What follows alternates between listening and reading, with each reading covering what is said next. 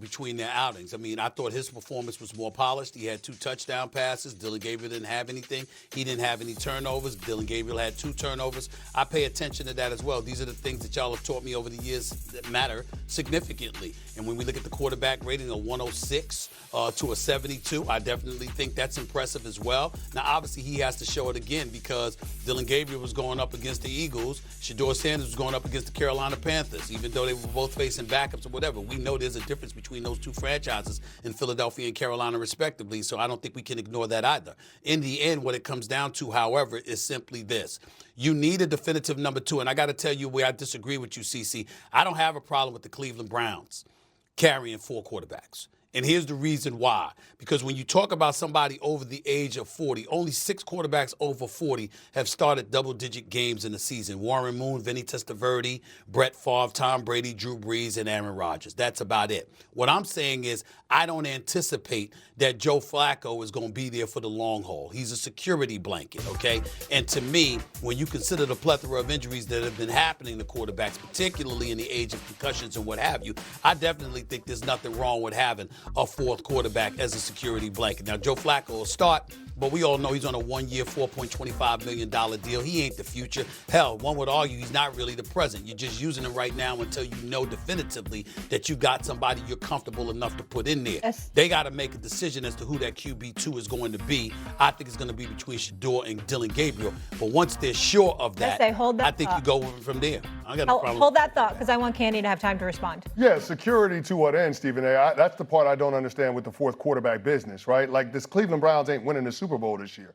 It's about being able to figure out what these young quarterbacks are or aren't. And Joe Flacco is the pace car, like in NASCAR, right? The pace car sets the tempo, and then it ducks on off, and then all the other cars go. Well, that's what we're waiting for whenever the Cleveland Browns decide to take Joe Flacco out of the lineup, or if Mother Nature does that due to an injury, and we're not hoping for that. One of those young guys should be inserted in the starting lineup. It shouldn't be Kenny Pickett. We know who Kenny Pickett is. Kenny Pickett is a failed first-round draft pick for the Pittsburgh Steelers. He played for the Philadelphia Eagles. He's now with the Cleveland Browns. The quarterback battle in training camp that we're talking about with the Browns, yeah, it was 2 battles happening simultaneously. Joe Flacco and Kenny Pickett for the starting job, Dylan Gabriel and Shedeur Sanders for who would be number 2. Kenny Pickett lost that battle to Joe Flacco. There's no reason to keep him on the roster. Listen, I don't believe they're going to win the Super Bowl either. Neither does Woody, neither does anybody that covers football that has any damn sense. But the Cleveland Browns don't necessarily believe that. You go out, you sign Myles Garrett to about $40 million a year. Remember, he wanted out because he wanted a chance to compete and literally, legitimately have a chance to compete for in playoff games. That's what he said anyway. Now, they went out and they paid him a boatload of money. Maybe that was a negotiating ploy. We understand it. And hell with it. Give him credit. It worked. But in the end, when you look at their personnel on the defensive side of the ball, you look at them, and if somebody can give you some level of production, they could potentially knock off some people. They're not a scrubbed team. The way we talk about Cincinnati Bengals defense, we ain't talking about Cleveland that way. They do have a chance to make some noise if you could get some quarterback play. And I think that's their mentality. And what's wrong with that? I don't see it. That's why I don't have a problem with those 4 quarterbacks being carried. Woody, break the tie for me here. Yeah, listen, I would say, number one, it is very rare for an organization to carry 4 quarterbacks, because when you carry 4 quarterbacks, think about it, a quarterback, you're taking away a guy who's going to be actively playing on the field, whether it's offense, defense, or special teams. So it's just rare. Other thing I would say is you can deal one of these quarterbacks. That's what I would do. Like, yes, you got a plethora of quarterbacks. Deal one of them, get a draft pick, but you gotta somehow, some way, start clearing the quarterback room right now, because it's just too many bodies, not enough reps. You need to figure out who's going to be the backup, and that's proper roster construction that way. Let's just leave it there. The Browns have not had a Pro Bowl quarterback since 2007. Do we remember who that was? Derek Anderson. Yeah, exactly. yeah. The longest active drought in the NFL. We'll leave it there. When we come back here on First Take, a Cowboys legend thinks Dallas is going to be better than projected. Someone here agrees. Southern Steve, you're up. What should expectations be in Boulder for Coach Prime with Shedeur Sanders and Travis Hunter now in the NFL? Paul Feinbaum stopping by. We'll be right back. Feinbaum knows is Deion likes when the odds are stacked against him. And Paul, you're getting me excited for football season because seeing you here, we know things are about to get real. Great to have you with us. Tell me this, what would be considered a successful season for Deion not having Shedeur Sanders under center and Travis Hunter? Molly, I think 7 or 8 wins would be considered very good, and I think getting to a bowl game, and I think the most important thing right now is his health, and I know that's a common feeling of all of us here, but he has a lot more important things to deal with than just not coaching his son. So I think the public is watching him and cheering for him, perhaps like they have never before. So I don't think the curve is going to be nearly as steep as it was last year when he had Travis Hunter and Shedeur Sanders. Stephen A? I think you might be right about that. I mean, they're projecting anywhere from, 6 to 6.5 wins or something like that. Obviously, he won a little bit more than that last year. They expected him to be bowl eligible. But I think we got to be concerned about their offense big time, more so than their defense. Correct me if I'm wrong, Paul. You'd know better than me, but their secondary is expected to be just as good. Travis Hunter's greatness disguised and glossed over a lot of good parts within their secondary, and their defense is expected to be right where it was last year at the very least. It's not expected to be a drop-off, but offensively, especially using the portal with so many transfers, the offensive line is expected to be compromised to some degree. You got this quarterback, Caden Salter, transferring from Liberty, even though he can run with the football better than Shedeur Sanders, his passing accuracy is considered to be significantly less. So as a result of that, when you combine that with an absence of pass protection or a compromised level of pass protection, it seems like it could be a long season for Colorado, who's got one of the toughest schedules. I think 6 of their 10 games, are against big wigs in the Big 12 conference. And so I'm just looking at it from that standpoint. I don't expect that great of a season, but it is primetime Deion Sanders we're talking about. It's going to be real interesting to see what he does without his sons, without Travis Hunter. This is where he gets an opportunity to really, really show the world it wasn't just about coaching his sons. This man can coach football. Let's see what he does. Paul?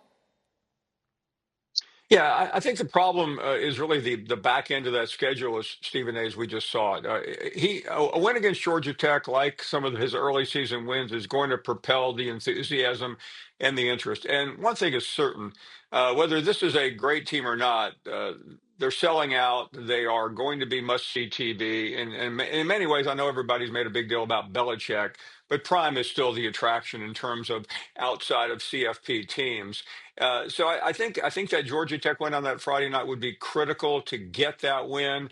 Yeah, but the difference is, and we've hashed this out over the last couple of years, this is the first time I think there is complete unanimity about cheering for Deion Sanders.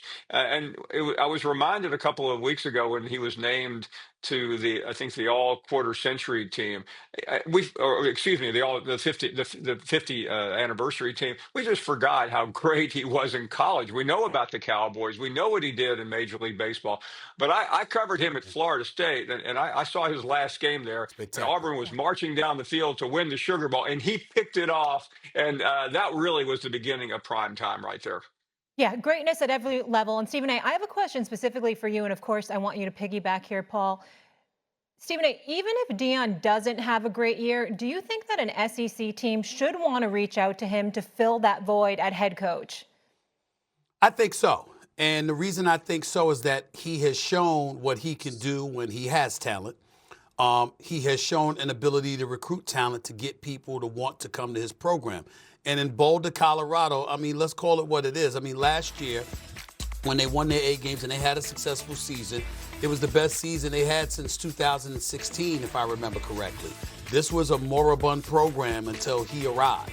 We all know this, okay? Well, just imagine if he was in Tuscaloosa. What if instead of DeBoer, it was him coaching Alabama?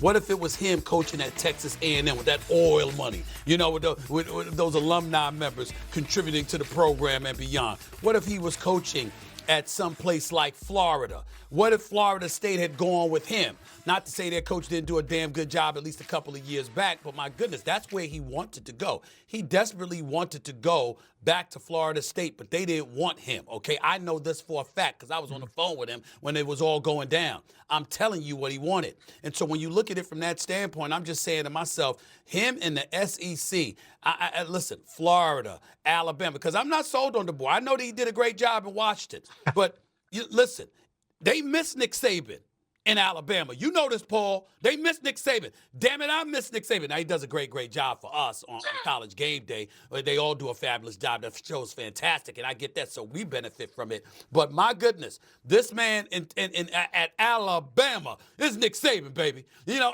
and when you don't have him, you can't have somebody that brings a finesse style of game. You understand, to Alabama. That's meat and potatoes, y'all. That's steak and potatoes for breakfast. This is what we're talking about here. Hogs up in there, right? This is what we're talking about. We don't see that. We didn't see that with the boy. I thought they were considerably softer, and I'm not going to lie to you. I would not have minded at all if Alabama changed course and they brought somebody like Prime Time to Alabama. That would have been spectacular, and I think it's something they still should consider down the line if next year this season is a repeat of last season. That's just my personal opinion. Paul? Well, Deion is a change agent. If Alabama loses a few games, Stephen, let's return to this subject. But I want to mention a school that could have hired Deion very easily. You mentioned Florida State, Stephen. He interviewed for Arkansas about 5 or 6 years ago. Arkansas, they hired somebody else, Sam Pittman. He's been on the hot seat now for 3 years. I realize that's not the glitz and glamour of Alabama, but there are a lot of schools that passed on Deion Sanders, and deep down, I bet they and their fan base regret. As far as Alabama, I mean, Alabama is a fluid team, Stephen A. They're expected to be great, but if DeBoer doesn't win this year, I don't have any doubt conversations like